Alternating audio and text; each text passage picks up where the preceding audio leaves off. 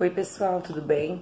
Bom, uma das outras coisas bem pedidas para falar então, e sobre a qual a gente vai conversar hoje, é o novo acordo ortográfico. Bom, ele já não é mais tão novo assim, né? Ele já tá bem perto aí de um velho acordo ortográfico. E a gente vai começar então falando sobre o que é esse acordo ortográfico, certo? Por que eu digo que a gente vai começar a conversar sobre ele hoje? Bom, porque assim como redação, tem bastante coisa para ser dita sobre o novo acordo ortográfico, certo?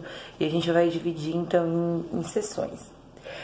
Antes de tudo, a gente vai falar o que é esse acordo ortográfico, certo?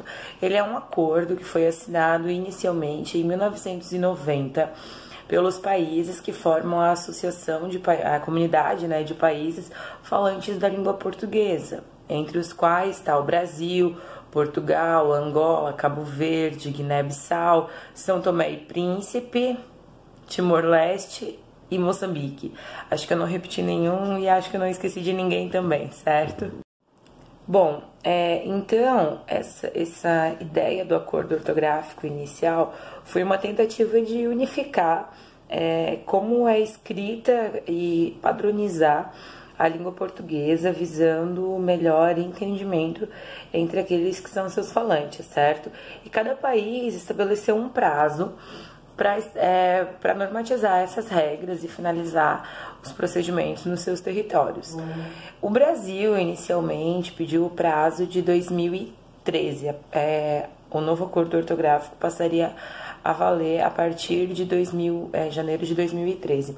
Mas aí, a então presidente Dilma fez algumas mudanças e o acordo acabou passando a valer oficialmente em 2016. Na época da discussão, da implantação desse novo acordo, né, em cima do que tinha sido estabelecido inicialmente, gerou um pouco de conflito, bastante gente que era estudiosa da área não concordou com muita coisa, teve algumas mudanças assim que a gente diz que não fizeram muito sentido, cada um tem a sua opinião.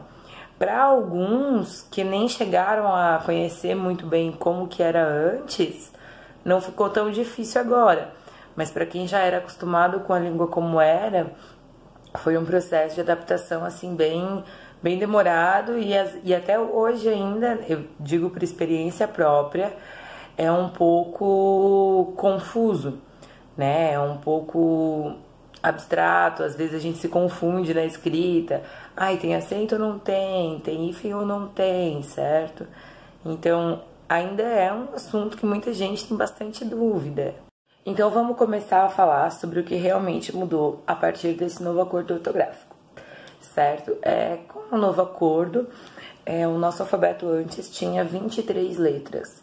E aí no novo acordo ortográfico passou a ter 26. As letras K, W e Y foram acrescentadas como integrantes do nosso alfabeto.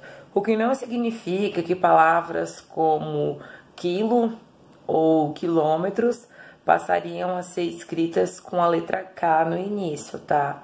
E a gente vê com bastante frequência isso, só que não é assim que acontece, tá? As letras passaram a fazer parte do alfabeto, mas não muda a escrita, a grafia de determinadas palavras. Acrescentar essas 3 letras, o K, o W e o Y, na nossa língua, tem principalmente o intuito de validar como próprios e nacionais, né, alguns nomes que trazem essas letras no início e algumas abreviaturas que a gente usa, como própria abreviatura de quilômetro, certo? Mas só para isso, para mais nada. Outra coisa que mudou bastante foi a acentuação de determinadas palavras.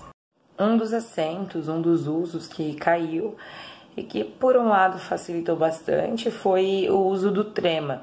Muita gente nem chegou a conhecer o trema, que era esse acento utilizado em cima de algumas palavras, principalmente para marcar na fala e na escrita essa tentativa de tornar essa sílaba mais líquida, a fluidez de pronunciar essa sílaba, como 50, por exemplo, né? Tinha o trema para marcar essa volta que a gente faz na hora de pronunciar 50, né? ou ela ainda assim é encontrada em nomes próprios, que aí na hora de registrar no cartório eles ainda não tiram, né? Um dos sobrenomes bem comuns, que às vezes a gente ainda encontra o trema, é o Miller, por exemplo, né? Que é um sobrenome tipicamente alemão. Outras palavras que tiveram modificação com acentuação são o caso de algumas homógrafas, que são essas que são escritas e faladas da mesma maneira, como é o caso da palavra para. O para, verbo de eu paro, tu paras, ele para, e o para, preposição de levei bolo para Maria. Né? O para, que era verbo, ele era acentuado, e agora não é mais. O acento, que é usado para diferenciar o tempo verbal e o singular e o plural de alguns verbos, como tem no singular e o tem no plural, ele permanece, tá? Ele já era da antiga regra e continua. Então, por exemplo, Ana tem uma flor. Nossa, que exemplo ruim. Continua sem acento. E se eu disser, as meninas têm flores? Esse tem é acentuado, certo? Continua, então, da mesma maneira que já era anteriormente. Algumas palavrinhas que tem, como na terceira pessoa do plural, voo, enjoo, vem, leem, que tem essa duplicação, né? Essa duplicação na vogal aí eram acentuadas para marcar a terceira pessoa de plural e perderam o acento.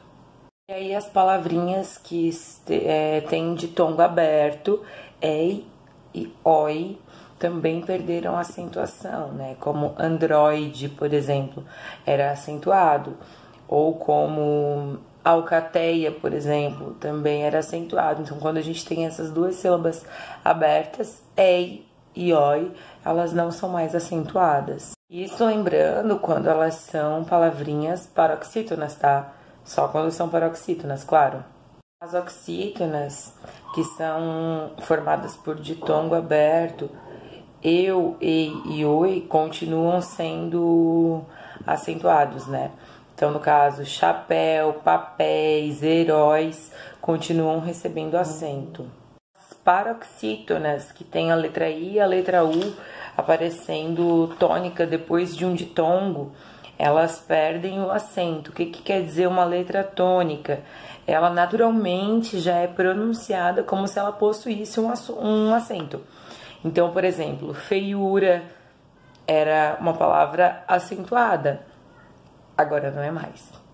E por fim, as oxítonas terminadas em I e U, que são seguidas ou não por S, então independente disso, elas continuam sendo acentuadas, tá? Como tuiuiu, por exemplo, beleza?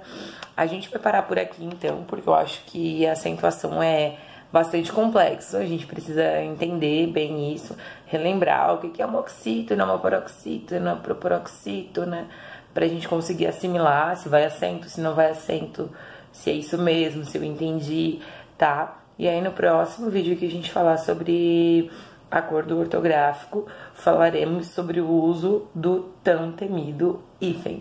Tá bom, pessoal? Beijo pra vocês, bom carnaval!